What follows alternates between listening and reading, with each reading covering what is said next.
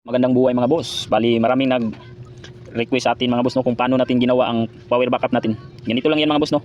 Ito yung laman niya mga boss no sa hindi nakakita ng unang video natin. Isang 18650 battery at isang TP4056 na charging module na may boost converter. Bali ito yung charging module niya mga boss. Tapos yung kalahati niya dito, ito naman yung boost converter niya. Bali naging isang module lang siya. Pag isang battery na setup mga boss, okay lang na ang gamitin nating charging module itong TP4056. Ang TP4056 na charging module is recommended lang siya sa pang isang battery lalo na sa mga 2,000 to 3,000 mAh na battery mga boss. Kaya dito mga boss no, wala na tayong ibang ginamit dito, isang TP4056 battery tapos nilagyan natin ng BMS para double protection. Ito yung output ng cord niya, 12 volts. At ito yung charging adapter niya. Isang type C mga boss no. Maganda ang type C mga boss kasi kahit baliktad yung pagsaksak mo, working pa rin siya mga boss. Pag ang setup mo naman boss no is pang maramihan mga boss no, para matagal malubat, ito yung dapat na setup niya mga boss no. Dito is may TP4056 na charging module at boost converter na tayo mga boss no. Tapos ito isang TP5000 na charging module. Bali ito yung connection niya mga boss. Galing sa battery mga boss no is lahat ng negative naka-connect siya. Naka-connect lahat. Tapos lahat ng positive naka-connect. Bali parallel connection. Tapos maglagay tayo ng BMS. Simple lang paglagay ng BMS mga boss no. Battery negative connect dito sa naka-parallel na battery. Tapos battery positive naka-connect sa lahat ng naka-parallel na battery. Tapos yung output niya ito na mga boss no.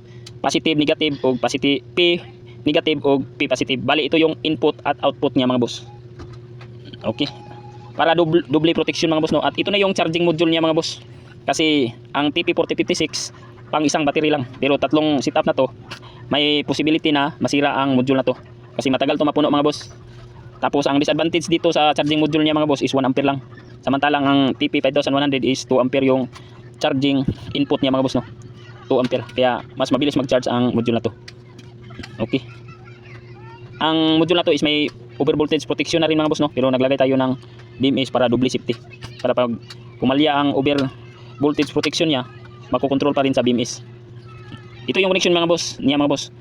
Sa BMS may P negative at P positive. Bali ito yung output at input niya. Positive, negative. Bali yung TP5100, ito yung positive, connect dito.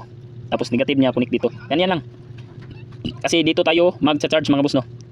Para mabilis siya i-charge kumpara dito. Bali i-condemn na natin tong kwan, lagay pa rin tayo dito kahit hindi tayo mag-charge. Same pa rin mga boss no, nakaparallel lang. Battery negative tapos battery positive. Ganyan lang.